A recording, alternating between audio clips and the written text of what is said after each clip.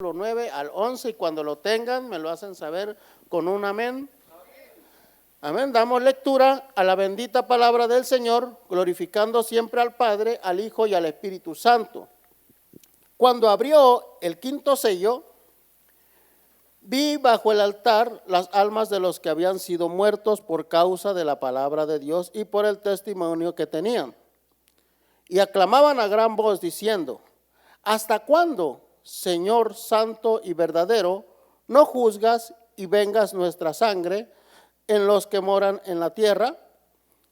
Y se les dieron vestiduras blancas y se les dijo que descansasen todavía un poco de tiempo hasta que se completara el número de sus consiervos y sus hermanos, que también habían de ser muertos con ellos.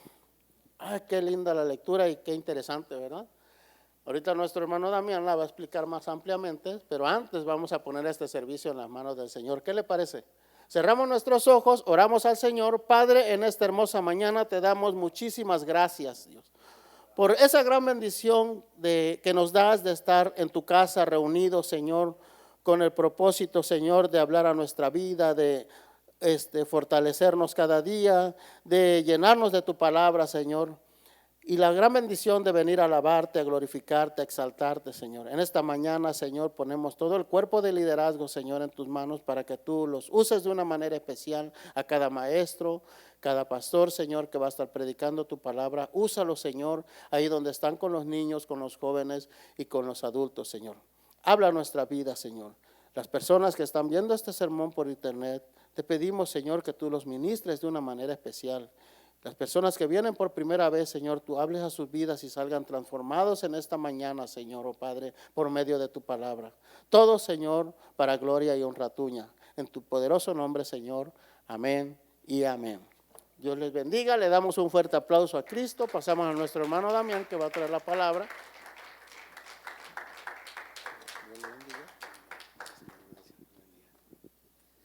Buenos días, hermanos. Ocupen su lugar, siéntense. Pónganse cómodos. ¿Cómo pasaban el 4 de julio? ¿Con cohetes o sin cohetes? Qué bueno que están aquí esta mañana ustedes, hermanos. Algunas personas pues aprovechan estos días para salir fuera de la ciudad y estar un poco más frescos que aquí, ¿verdad?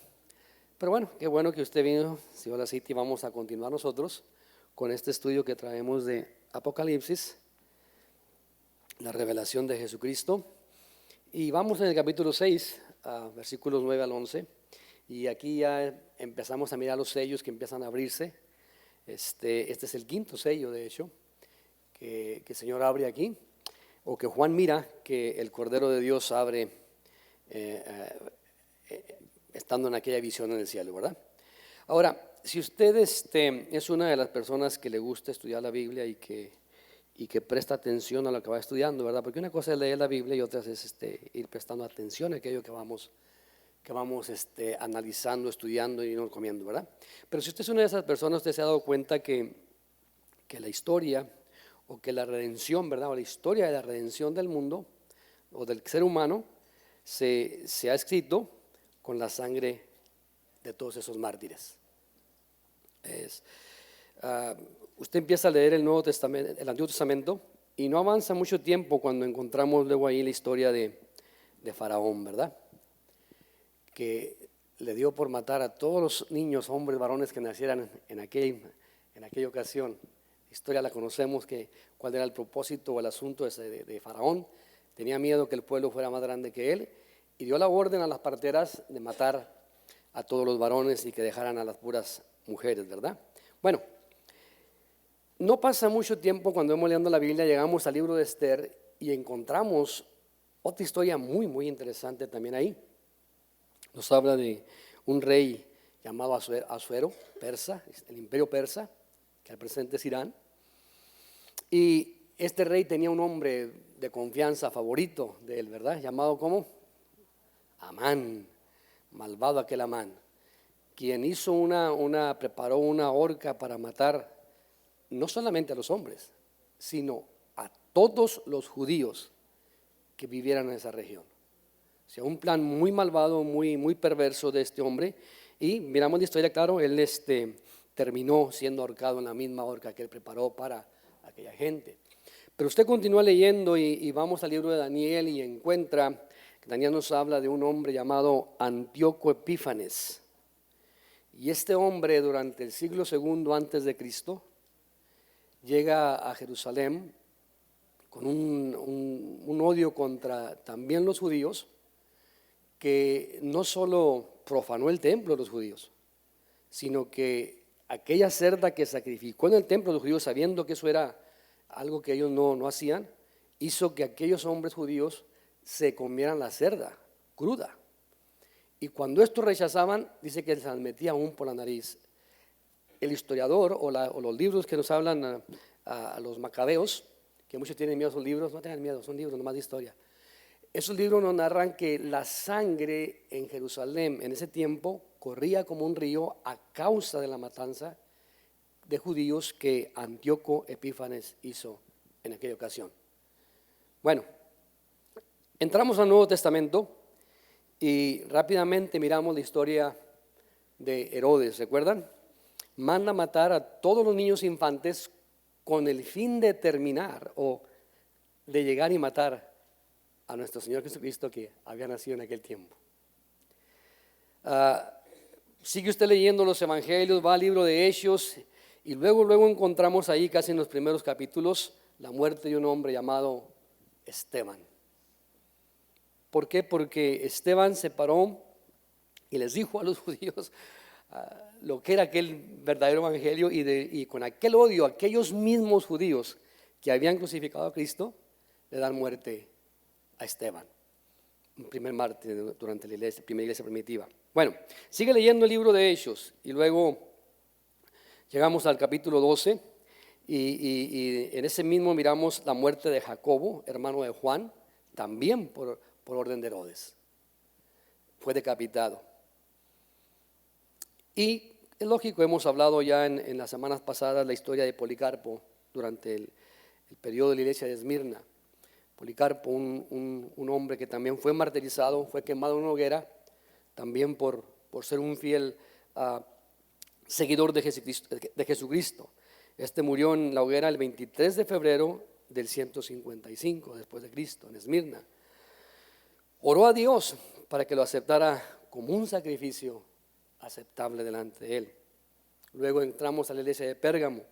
Nos habla de Antipas, el testigo fiel, que también este hombre muere dentro de un toro de bronce, ¿verdad? Lo metieron, prendieron fuego y ahí cosieron a aquel hombre por ser un testigo fiel de Jesucristo. Y muchos otros que vemos en la historia de la Biblia o en la historia del tiempo del cristianismo, que el tiempo nos faltaría para hablar de cada uno de ellos, solo por mencionar algunos es que he mencionado aquellos. Pero otra historia que no muy lejos de lo que hemos sido hoy en día, de nuestro tiempo, tenemos la historia de un hombre llamado Adolfo Hitler. ¿Quién no conoce esa historia? El hombre que causó la muerte de más de 6 millones de judíos. Dicen los historiadores que redujo el número de judíos quizás a más pequeño del número que salió de Egipto cuando salieron hacia la tierra de Canaán. Con todas las muertes que este hombre determinado a terminar, o sea, matar a todos los judíos llenos de odio, por Satanás, claro, mató alrededor, repito, de 6 millones de judíos. Y fue tan terrible la persecución de este hombre en Alemania, que fue en 1938, que en ese lapso de pocos días, dice que alrededor de 600 sinagogas fueron bombardeadas o destruidas. Las ventanas de todo establecimiento judío quedaron destrozadas. Unos de sus campamentos, donde tenía centros de concentración equipados, destruían 10,000 judíos por día. Otros, según la historia, ubicado en Terlinka, se llama Alemania, tenía otro campo de tortura donde podía destruir a 25,000 personas por día. Se vaya notando la tragedia o el odio que tenía contra todos aquellos. Un caos, una cosa muy, muy dolorosa, sobre todo para para los judíos. ¿Y sabe qué dice Mateo, hablando del Señor Jesucristo? Que todo esto simplemente son principios de dolores. Y tan ni siquiera entramos al periodo de la gran tribulación. Solo una poca de historia de lo que ha sucedido, de lo que ha venido aconteciendo, de cómo es que la historia de la redención se ha escrito con la sangre de sus mártires. Gentes que fueron fieles, un pueblo que fue escogido por Dios y que debido a ese odio han sido perseguidos, han sido maltratados. Bueno, hemos mirado los primeros 4 sellos y hemos visto que cada vez que se abre un sello aparece un caballo con un jinete que representa algo de lo que está aconteciendo en ese momento sobre la tierra. ¿Sí? Por eso es que llamamos las pasadas lecciones los 4 jinetes de Apocalipsis. Al llegar al 5.º sello no miramos nosotros a ningún caballo salir a la escena o una actividad presente que tenga ahí. Los primeros 4 sellos tienen que ver con algún problema que está sucediendo a cada humano en la humanidad, ¿verdad? Tienen que ver con algún tipo de persecución que está detrás de aquello, tiene que ver con algo que está pasando en ese momento en la escena de lo que se está presentando ahí Juan, o lo que se está presentando durante ese periodo del comienzo de lo que es la tribulación y la persecución de esos últimos 3 días. Pero ahora llegamos al 5.º sello, y el 5.º, 6.º y 7.º va a tener que ver ahora con la intervención divina directamente de Dios tratando con la humanidad. Los otros 4 sellos es el gobierno el que está involucrado en todo eso, que es lo que Dios usa para llevar a cabo aquel propósito. Ahora, en estos otros que vamos a mirar, es Dios interviniendo directamente con el ser humano, pero a través del juicio que trae. O sea, el juicio o aquella persecución va a seguir todavía por alrededor de otros 3 años y medio más o menos después de lo que estamos mirando aquí. Entonces lo que va a suceder con todas estas personas que aún van a seguir muriendo, y sobre todo principalmente del pueblo judío. La semana pasada hablamos un poco sobre lo que habla Isaías tocante a todas las naciones en cuanto a los gentiles, pero en la gran mortandad que va a haber también de gente. Pero ¿por qué es que esto es directamente hacia ese pueblo judío? ¿Qué es lo que está aconteciendo en este momento o por qué es que ellos son los que van a estar sobre todo siendo más persecución, más muerte, más cosas terribles que van a venir sobre ellos, ¿verdad? Bueno, es aquí cuando miramos el 6.º sello, o el texto que nos habla aquí de donde el 5.º sello, nos habla de las almas que están debajo del altar. Y miren lo que dice, que han sido sacrificadas. No dice cómo fueron sacrificadas, solo dice las almas de los que habían muerto. Estamos en el versículo 9 al 11, ¿verdad? De Apocalipsis capítulo 6. Ahora, vemos estos 3 versículos y quiero que notemos aquí por lo menos 3 características, aunque hay más de ellas. Simplemente para dividir estos textos del 9 al 11, ¿sí? Y lo que vamos a ver es primero las personas que están involucradas ahí debajo del altar. ¿Quiénes son? ¿Por qué están ahí? ¿Verdad? ¿Cómo es que llegaron ahí? Versículo 9 nos habla de eso. Versículo 10, la petición que ellos tienen. Y clamaban diciendo, ¿hasta cuándo, Señor, oh Dios, vengarás nuestra sangre de aquellos que nos han hecho todo esto? ¿Verdad? Y en el versículo 10 vemos eso, y el versículo 11 miramos la promesa, o las promesas, mejor dicho, la recompensa que estos que están ahí reciben. Es como vamos a dividir esta enseñanza. Y ojalá tenga el tiempo de desglosar y terminar en los siguientes 20 minutos, ¿verdad? Creo que sí podemos. Muy bien, vamos al 5.º sello y vemos a ver las personas involucradas. En primer lugar dice ahí el versículo 9, cuando el Cordero rompió el 5.º sello, vi debajo del altar las almas de todos los que habían muerto como mártires por causa de la palabra de Dios y por haber sido fieles en su testimonio. Note, vi debajo del altar las almas de todos los que habían muerto como mártires Y mire, y aclara, ¿sí? A causa o por causa de la palabra, o mejor, de haber sido, perdón, por causa de la palabra de Dios y por haber sido fieles a su testimonio. Entonces este quinto sello revela que estas almas están debajo del altar. La pregunta que yo decía es, ¿cómo llegaron ahí, debajo de aquel altar? Importante mirar el contexto de su martirio. ¿Por qué los mataron? ¿Quiénes los mataron? Y la tercera pregunta, ¿quiénes son estos y de dónde llegaron? ¿De dónde vienen? Ahora, varias cosas que aprendemos si miramos este pasaje con calma. Y en primer lugar, hay que recordar que la iglesia de Jesucristo ya ha sido arrebatada a este momento al cielo. Para que no vaya a pensar, es la iglesia que está allá abajo. No. Recuerden, desde que abre el capítulo 4, la escena en la iglesia ya es presentada no en la tierra. De hecho, la palabra iglesia ya no la encuentra hasta ya el capítulo 21, 22, cuando va a encontrar nuevamente. Pero desde el capítulo 5 o el 4 hasta el 19, no va a encontrar la palabra iglesia. Entonces, debemos recordar y tener ese cuadro o esa figura de que la iglesia ya no está aquí en la tierra, ya está en el cielo. De hecho, cuando se abre el capítulo 4, toda la escena cambia de la tierra hacia el cielo, ¿verdad? Ya todo va a estar pasando lo que mira Juan allá en aquella escena, pero bueno. Entonces, Pablo dice en 1 Tesalonicenses, que es una cita muy, muy conocida y de hecho, sobre todo aquellos que somos ¿verdad? Tribulacionistas, muy conocida, 4:16 al 17,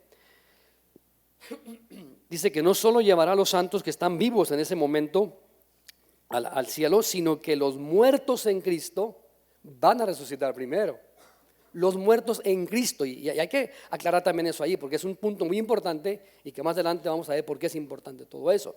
Pero los muertos en Cristo resucitan primero, luego los que estemos vivos, que ojalá yo esté vivo para ese tiempo, no sé, a lo mejor, quién sabe, vamos a recibirlos juntos al Señor en el cielo y luego ser llevado a la iglesia al cielo. Entonces, a este tiempo que vemos todo eso aquí, la iglesia ya está con el Señor. Para que no vamos a confundir el asunto de quiénes son. Y mire cómo dice ahí el versículo de 1 Tesalonicenses 4:16. Pues el Señor mismo descenderá del cielo con voz de mando, con voz de arcángel y con la trompeta de Dios. Y los muertos en Cristo se levantarán primero. Versículo 17. Entonces nosotros, los que estemos vivos, que permanezcamos, seremos arrebatados juntamente con ellos en las nubes al encuentro del Señor en el aire, y así estaremos con el Señor. ¿Cuánto tiempo? Siempre. Para siempre. Una eternidad. Entonces, después del rapto es cuando comienza el asunto de la tribulación. Después de que la iglesia es arrebatada, comienza este asunto sobre la tierra. Y estos que están debajo del altar, la pregunta es, ¿cómo están ahí? Porque si están debajo del altar, ya están ahí salvos, ¿verdad? Pero ¿cómo es que llegaron a ser salvos? ¿Cómo llegaron a ser salvos, a ser creyentes, si no hay iglesia acá que les predique? ¿Cómo lograron llegar ahí? ¿Cómo es que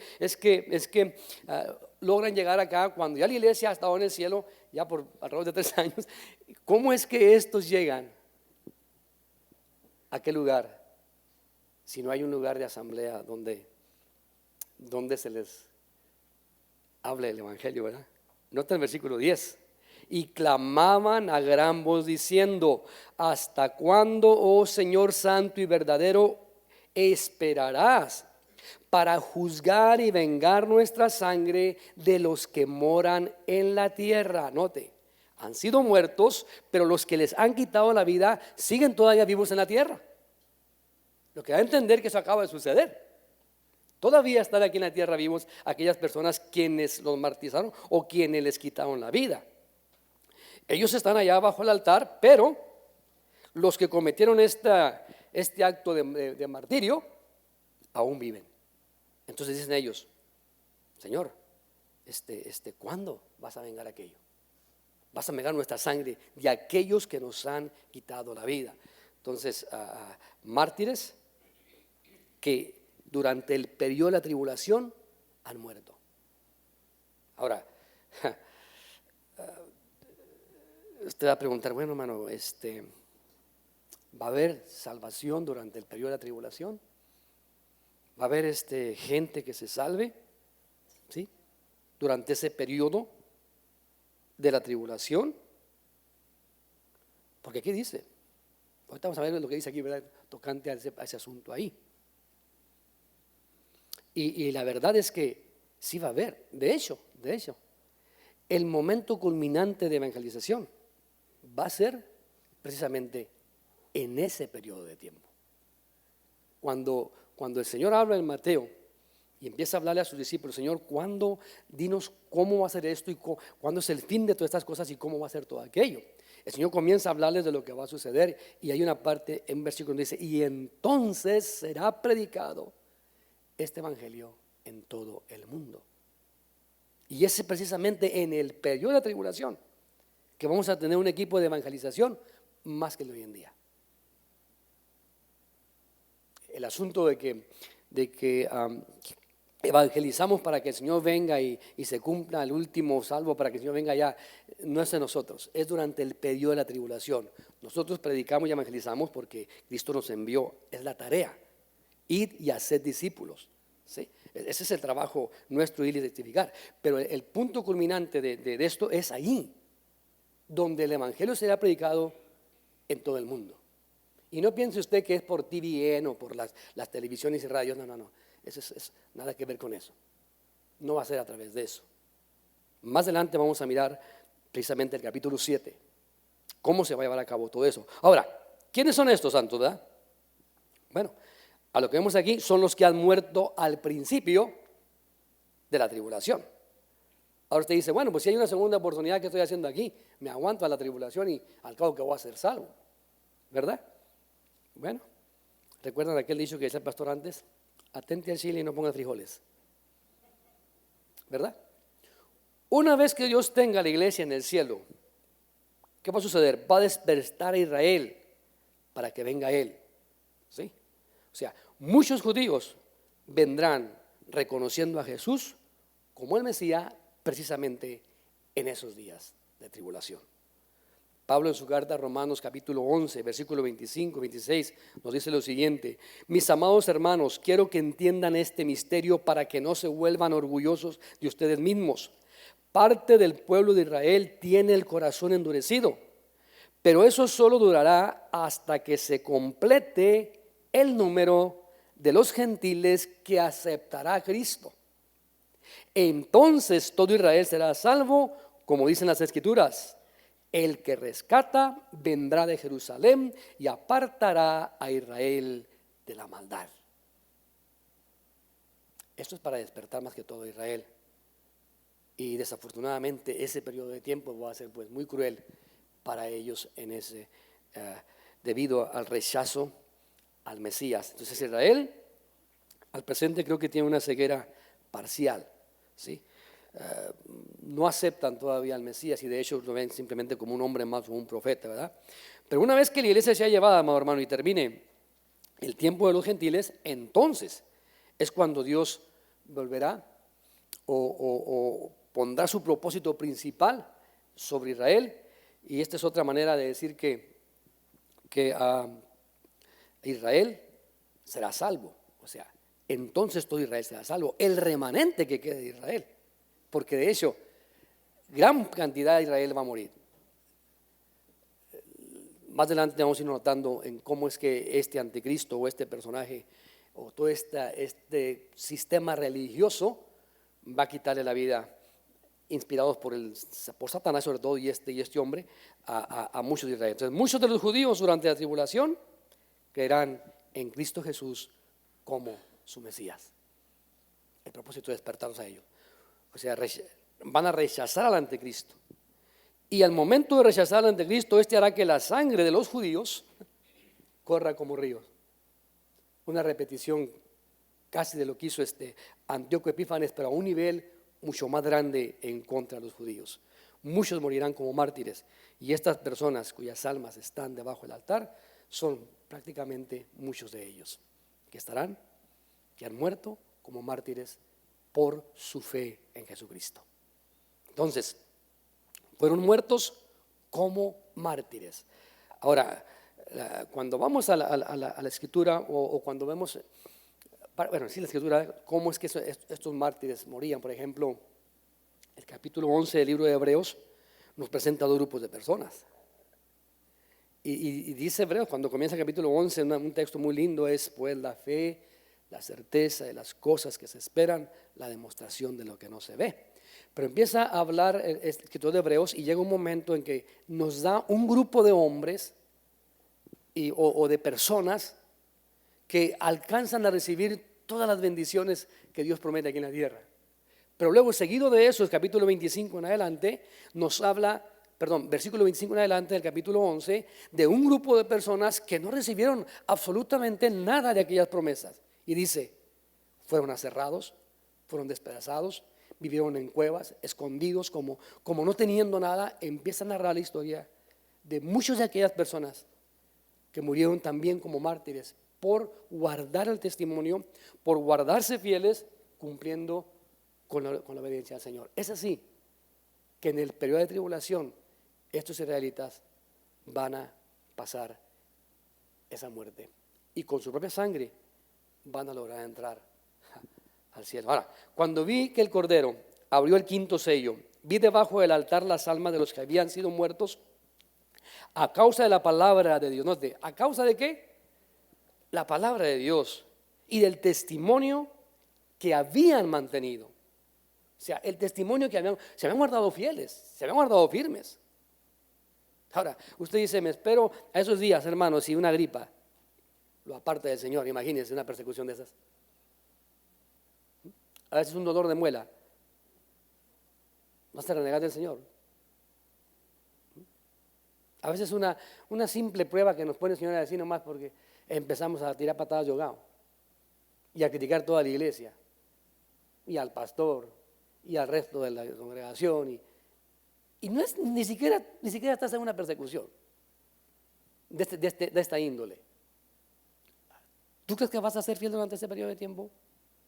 Aparte de eso, hay una pregunta todavía más interesante para aquellos que creen que la segunda tanda es mejor. Tú estás aquí esta mañana y estás escuchando esto. Llega el arrebatamiento, tú te quedas. Dicen los americanos, I'm so sorry for you. Porque debido a que rechazaste el Evangelio, debido a que rechazaste a Jesucristo, debido a que pisoteaste la sangre de Cristo, tú no tendrás una oportunidad en aquel día. Ahora, muchos me estarán escuchando por internet y que ustedes den sus comentarios, no me importa. Si tú estás escuchándome por internet y estás escuchando este sermón, tú no tendrás una oportunidad más adelante. Porque tú estás rechazando al único dador de la vida. El libro de Hebreos, muy claro cuando dice, ¿cómo escaparemos nosotros? Si descuidamos este mensaje de salvación tan grande, no hay forma de escapar. La única solución de escapar de esa ira o de esa tribulación, de esos juicios que se derramarán en ese tiempo, es Jesucristo y es el día de hoy. Entonces, versículo 9 dice que fueron muertos como mártires. Entonces es apropiado decir que estos son mártires que durante ese periodo de tiempo pues fueron sacrificados debido a su fe y su testimonio. Después de tener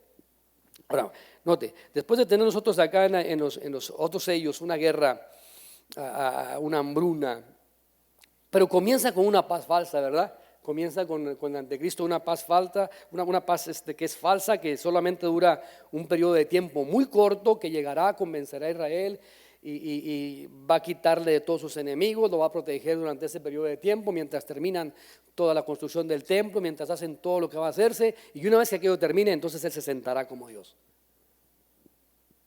De ahí dice Daniel, ¿verdad?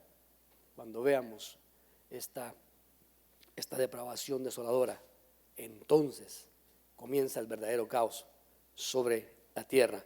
Entonces, Después de esa paz falsa, esa guerra, esa hambre, esa pestilencia, el resultado, miramos la semana pasada, es una muerte extensa, donde la cuarta población del mundo pues también se muere, pero también hay una persecución que resulta en un martirio para aquellos que han o que están reconociendo y que han abierto sus ojos y que dicen, wow, esto no es otra cosa más que Dios, más vale que me pongan las pilas aquí.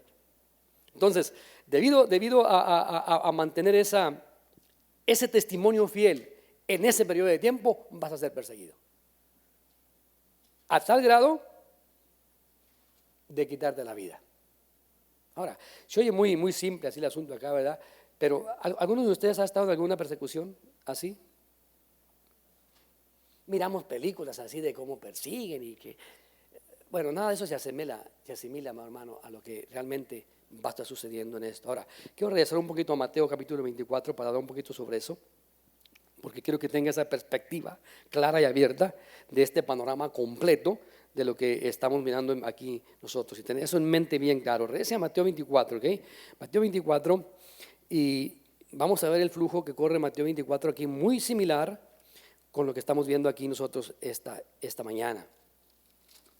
Y vamos a comenzar el versículo 13. Y mire cómo dice.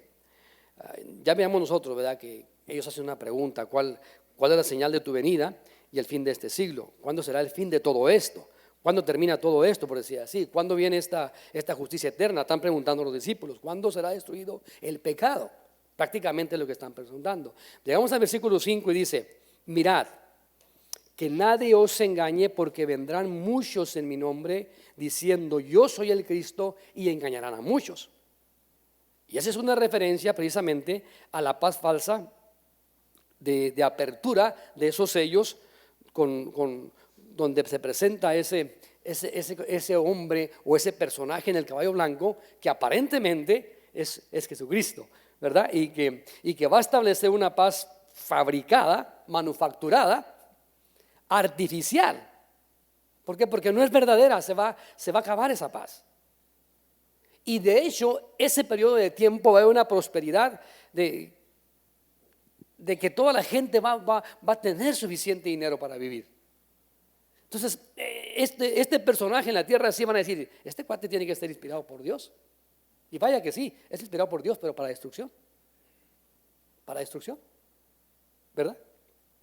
Entonces dice, cuidado con esto, porque van a oír de falsos cristos. Y aquí tenemos Apocalipsis 6, 1 y 2, lo que vemos ahí en Mateo 24, 5 y 6, mismo ahí.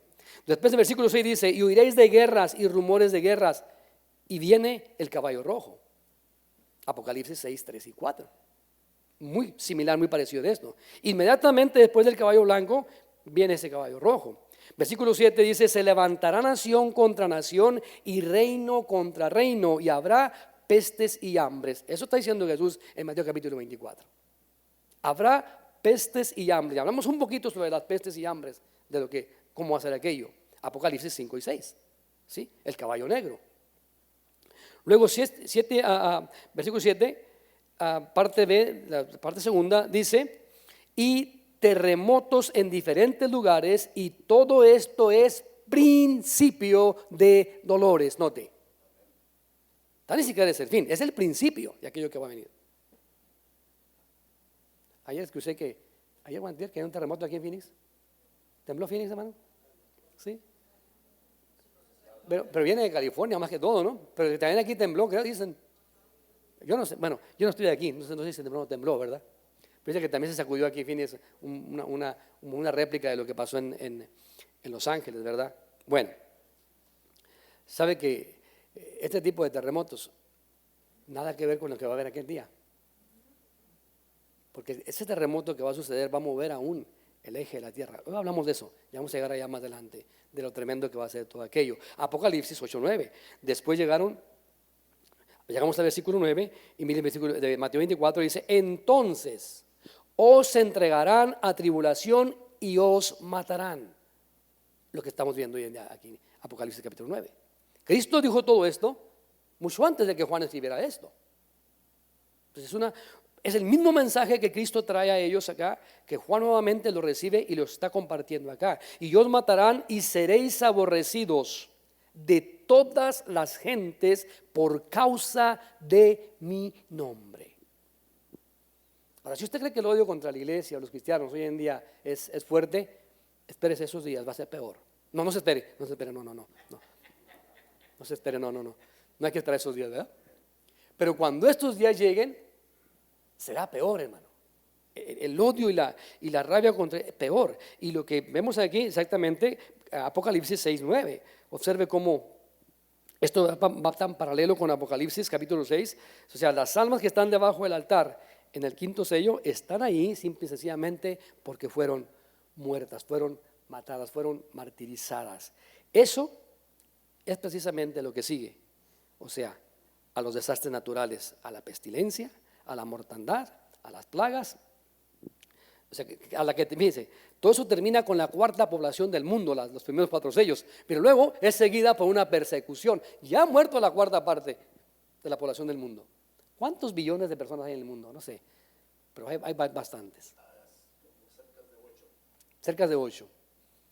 La cuarta parte, en este periodo de apertura, muere. Y luego, después de eso, viene la persecución sobre aquellos que mantienen el testimonio de Jesucristo. Y dice que serán aborrecidos, no solamente en Jerusalén, no solamente en Phoenix, Arizona. Dice, por todas las naciones, o sea, todo el mundo va a despreciarlos por causa del testimonio de Jesucristo, por causa de mi nombre. Esta persecución comienza con los primeros 3 años y medio. ¿Cómo sabemos eso? Porque Mateo 24:9 y la abominación desoladora de Daniel, capítulo 9, ¿verdad? Nos habla de eso. Dice que eso sucede precisamente a la mitad de la tribulación. Daniel lo explica con lujo de detalle en el versículo 27, capítulo 9 de ahí, pero no voy a entrar allá porque entonces yo no acabo, hermano, esta mañana con esta porción de aquí. Entonces es importante prestar atención a esto. ¿Por qué es importante? Porque Jesús dice que esto es principio de dolores. ¿Usted cree que ha sufrido? Mucho, hermano. Bueno, el verdadero dolor de sufrimiento viene después de ese periodo de tiempo. Ahora, y si esto es solo el principio, note, y mata una cuarta población del mundo, ¿cómo se imagina usted que va a ser el resto? Durante el principio, los dolores de parto son leves, ¿verdad? Ahora, yo no soy mujer, pero estuve ahí cuando mi mujer dio a luz a sus 2 bebés. Primero comenzó con un gritillo, leve. Pues vamos al hospital. Allá, como a las 2 horas, otro. Y así, y luego de repente, media hora, 15 minutos, 7 minutos, y seguido, pero más fuerte, hasta que dio a luz. El principio del dolor es un leve dolor. El final va a ser cruel, fatal. Ahora, estamos hablando de la persecución de estos. Triste, hermano, ¿eh? No es una masacre entera, va a ser un principio de persecución y los va a entregar a una tribulación, versículo 9, y van a ser muertos, van a ser aborrecidos por todas las naciones. Aquí comienza lo bueno. La persecución será oficial. La pregunta es, ¿hay esperanza de que se salven ellos de eso? No. ¿Cómo va a ser? Bueno, va a ser guiada por el mismo gobierno. Serán odiados por todas las naciones por causa de mi nombre. Y recuerde, en ese tiempo habrá un solo líder mundial que detesta, que odia, que aborrece todo lo que es de Dios. Entonces el odio y la persecución esa es mundial. Es debido a todo esto, por todo el mundo. Y creo yo que va a ser más un tipo de persecución religiosa. No me crea a mí, eso lo asimilo yo de esta manera. Lo explico esto enseguida. Inspirada y guiada por los gobiernos. Aún pienso yo que las cortes van a estar involucradas en todo esto, debido a quien está gobernando en ese momento. Los gobernantes se van a involucrar, las sinagogas de las iglesias que queden se van a involucrar. ¿Por qué? Porque más que todo va a ser un tipo de persecución manejada por un sistema religioso. Y ahí tenemos, y hemos escuchado hablar sobre la iglesia ecuménica, la iglesia universal, que al presente, muchos de los que comenzaron bien están ahora metidos en eso. La iglesia ecuménica universal, donde ellos esperan tener una unión con todas las religiones. ¿Por qué pelear? ¿Por qué estar en desacuerdo? Si Dios es uno y debemos amarnos todos. Ese es el mensaje de Jesucristo, amados unos a los otros. Debemos amar al satanista, debemos amar al mormón, debemos amar al testigo, debemos amar a todos los que repudian y odian a Jesucristo, dicen ellos. Pues déjame decirte que si tú los amas, ellos te odian a muerte, porque el propósito de Satanás es destruir la iglesia de Jesucristo. Entonces, la iglesia de Jesucristo no puede convivir ni puede llamar hermanos a este tipo de gente. Es imposible. Y si tú los llamas hermanos, entonces tú no eres un cristiano verdadero. No lo eres. Hermano, usted está metiendo odio. No, no estoy metiendo odio. Estoy ubicando a la iglesia de Jesucristo. Y gracias a Dios que para ese tiempo la iglesia no estará aquí. Y los que queden, que aparentemente profesen o proclamen una religión, será una religión a favor del anticristo, en contra de aquel remanente que está quedando, que está siendo salvo durante ese periodo de tiempo, en contra de ellos para quitarles la vida. Por eso digo, será una persecución más que todo religiosa, hipócrita, que aparentará ser algo, pero están en contra del verdadero Dios. Y eso es lo que vemos hoy en día frente al mundo. Todos somos igual, todos somos humanos y todos merecemos respeto, decimos. Y debemos aceptar unos a otros.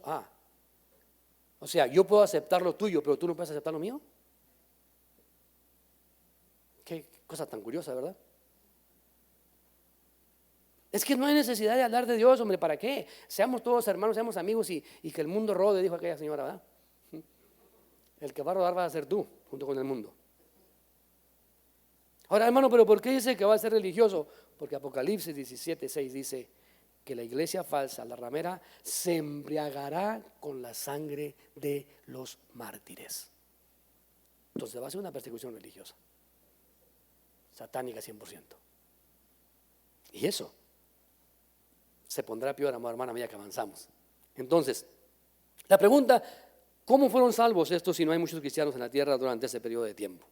¿Cómo puede la gente ser salva si no hay esos cultos de reunión de culto así como los que tenemos hoy en día? Pero la Escritura nos dice que el Señor va a enviar a 2 testigos, más adelante vamos a verlo, 2 hombres que se profetizarán y hablarán, dirán la verdad a aquella bestia, a aquel falso profeta, y testificarán de aquellos, dice que venían aún haciendo obras de milagro. Y debido a ese mensaje que estos 2 traen, mucha de aquella gente va a despertar. Luego, Apocalipsis 7, que vamos a verlo en las siguientes semanas,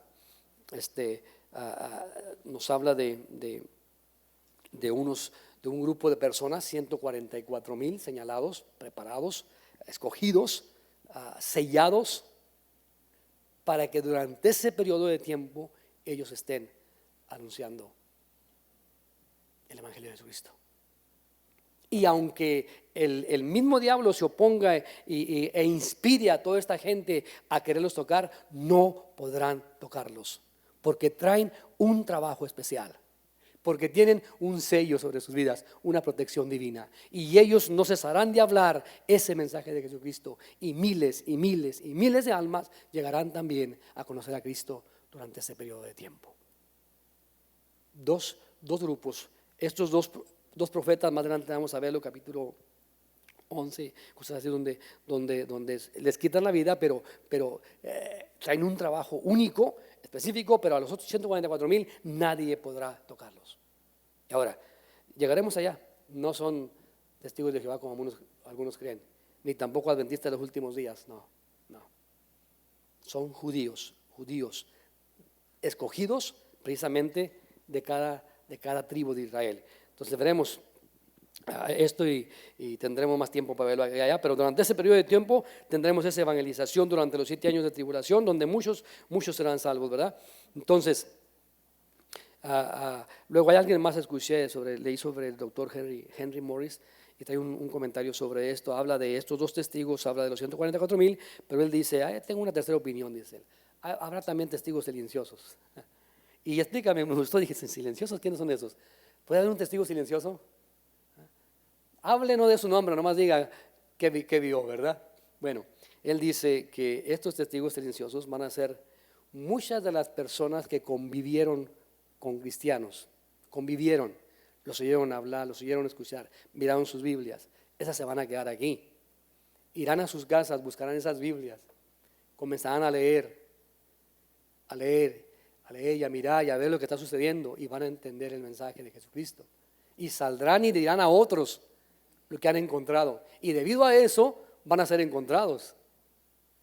Y cuando mantengan su firmeza del mensaje o de la palabra de Dios, no se rehúsen, entonces es cuando van a ser martirizados. Bueno, puede ser, me gusta el comentario de él, muy bueno. Pero tendrán que pagar un precio, y el precio es de sangre. Y el anticristo los matará sin compasión alguna, hermano. Y Jesús advirtió de esto, ¿verdad? En Mateo 24:8.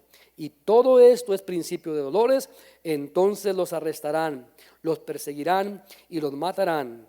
En todo el mundo los odiarán por ser mis seguidores. Y el profeta Zacarías nos habla sobre eso en el capítulo 13, versículo 8 y 9. Y esto muy de acuerdo al mensaje del Señor en el Monte de los Olivos, capítulo 24, ¿verdad? De Mateo. Y dice Zacarías 13, versículo 8. Y acontecerá en toda la tierra, dice Jehová, que las 2/3 partes serán cortadas de ella y se perderán, mas la tercera quedará de ella. Note, puesta atención a esto, y meteré en el fuego a la tercera parte y los fundiré como se funde la plata y los probaré como se prueba el oro. Él invocará mi nombre, yo le oiré y diré, pueblo mío, y él dirá, Jehová es mi Dios. Zacarías está hablando de quién? De Israel. Y ese periodo de tiempo va a ser así para ellos. Entonces, van a ser las 10, solamente he hablado de la causa de los involucrados en aquel asunto, un poquito sobre la petición, pero no hemos llegado a la recompensa que reciben. Pero vamos a ir a la recompensa que reciben eso, ¿sí? Las consecuencias, pues de martirio ya las sabemos, ¿verdad? Pero un poquito solamente para aclarar por qué habla sobre abajo el altar. Entonces déjenme detengo mejor, al cabo la semana que entra continuamos con esto, ¿verdad? Vamos a detenerme. Iba a adelantarme al final, pero vamos a detenernos y a hacerlo con lujo de detalle.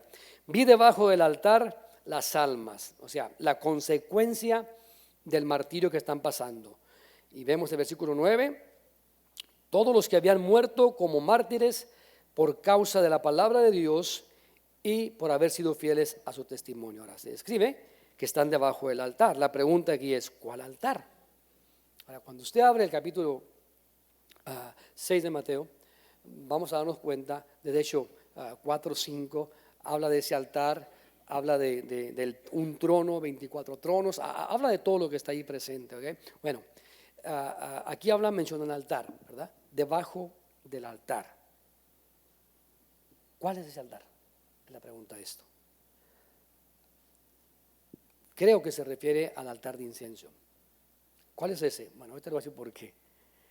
Más adelante usted va a ver un gran número también de personas y dice que, bueno, no me adelanto, pero déjeme disfrutar aquí por qué pienso que el altar de incienso, y esto está en línea con el Antiguo Testamento. Ahora, note, cuando usted ya se ha comido un libro completito, ahora no se lo vaya a comer, sea mordida, no.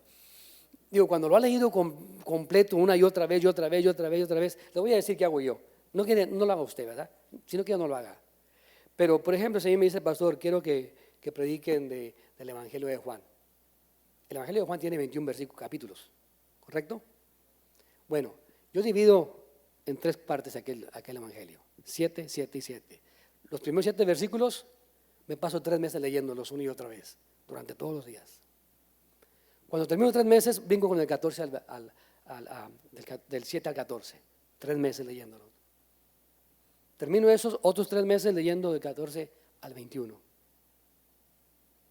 Luego, los últimos 3 meses del año me regreso al capítulo 1 y los últimos 3 meses repaso todo el Evangelio de Juan. Cuando hago eso ya sé, ya se me queda grabado cómo comienza Juan, dónde está la mujer del pozo, dónde está Nicodemo. Ya recuerdo dónde Jesús habla del pan del cielo. Cuando voy al libro de Éxodo, digo, pues aquí está esto. Ahí esto habla. Bueno, lo mismo he hecho con Apocalipsis. ¿Sí? Y cuando voy a la Escritura y encuentro una parte así, digo, con razón aquí habla de esto. Entonces digo yo que es el altar de incienso por esta razón. El Antiguo Testamento va muy en línea con esto. Éxodo capítulo 29, versículo 12. Mira lo que dice. Y de la sangre del becerro tomarás y pondrás sobre los cuernos del altar con tu dedo y derramarás toda la sangre al pie del altar. Y está hablando del altar de incienso. ¿Qué es incienso? El altar del aroma, donde ponían el incienso para que oliera aquella cosa agradable. Anote esto. Esto es muy interesante, ¿sí? Porque estos están debajo del altar. Su sangre ha sido derramada, pero aquella sangre ha llegado como un olor agradable delante del Señor, porque guardaron su palabra, guardaron su testimonio. Ahora, Levítico capítulo 4 lo dice más detallado. Dice, y el sacerdote pondrá de esta sangre sobre los cuernos del altar del incienso aromático, que está en el tabernáculo de reunión delante de Jehová, y echará el resto de la sangre del becerro al pie del altar del holocausto, que está a la puerta del tabernáculo de reunión. ¿Nota eso? Primero toma la sangre, la pones, bueno, la esparce a otro lado, pero el resto de la sangre la derrama al pie, bajo del altar. Y estas almas, están debajo del altar. Han pagado su salvación con su propia sangre por guardar el testimonio de Jesucristo. Y ese altar de incienso aromático, donde encendían esos aceites y olía aquello precioso delante del Señor, bueno, estos están ahí. Y su sangre por la cual han muerto, ha llegado o llega a la presencia de Dios como algo que huele bien. ¿Por qué? Porque se guardaron fieles. Levítico 5:9.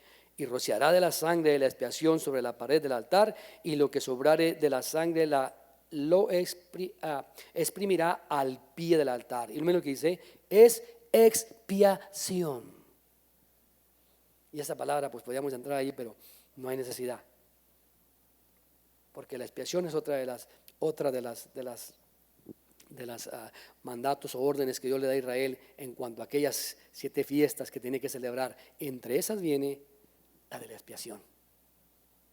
Y lo interesante de eso es que esta de la expiación viene precisamente antes de la fiesta de las trompetas. Y eso hay que ver, más adelante vamos a verlo, ¿de acuerdo? Le estoy dando todo esto para que usted llegue a casa y los estudie, hermano. Ahora usted llega acá a la iglesia y escucha todas esas citas, algunos las anotan, otros dicen, pues qué suave, y nunca las estudiamos. Pero es importante que vaya a casa, lo analice y lo mire usted con sus propios ojos. Usted mismo lo esté mirando, ¿verdad? Entonces, muy bien, vamos a terminar ahora sí con, ya son las 10, hermano, con la lección, mejor dicho, ¿verdad? Iba a explicar esto, pero terminamos aquí, versículo 11, 10 y 11 se los explico en la semana que entra. ¿Dice amén? Y continuamos con el siguiente sello. Mientras tanto, pues yo quisiera orar. Sí, terminamos orando antes de entregar a nuestro hermano Gaudencio. Baja su rostro, ahí sentados y vamos a orar. Señor Dios, te damos gracias nuevamente, Padre, por este día, por esta oportunidad que nos das de poder llegar, Señor, y nuevamente mirar una porción más de tu palabra, tan intrigante, Señor, y tan interesante sobre todo en nuestros días para nosotros, porque esto nos lleva a reflexionar, nos lleva a mirar dónde nos encontramos, cómo nos encontramos, Señor, también. Y yo quiero agradecerte, Padre, por ese privilegio que nos has dado en este tiempo de entender tu palabra, de escuchar tu palabra y, Señor, ser parte de tu iglesia. Solo ruego, Señor, que tu Espíritu Santo día con día ilumine a cada uno de nosotros, Señor, y nos dé a nuestra vida la revelación más que todo de las cosas que hacemos y donde andamos. Y Padre amado, de esa manera estar percibidos, estar listos para escuchar con claridad el toque de esa final trompeta que llegará para reunirnos y, Señor, trasladarnos a un lugar. Ayúdanos, Padre, ayudarnos a nosotros mismos a permanecer fieles. Danos esa sed, Señor, por el conocimiento de tu palabra y ese deseo de estar siempre, siempre, Señor, escudriñándola. Te lo ruego en el nombre de Jesús. Amén y amén. Dios les bendiga esta mañana, hermanos.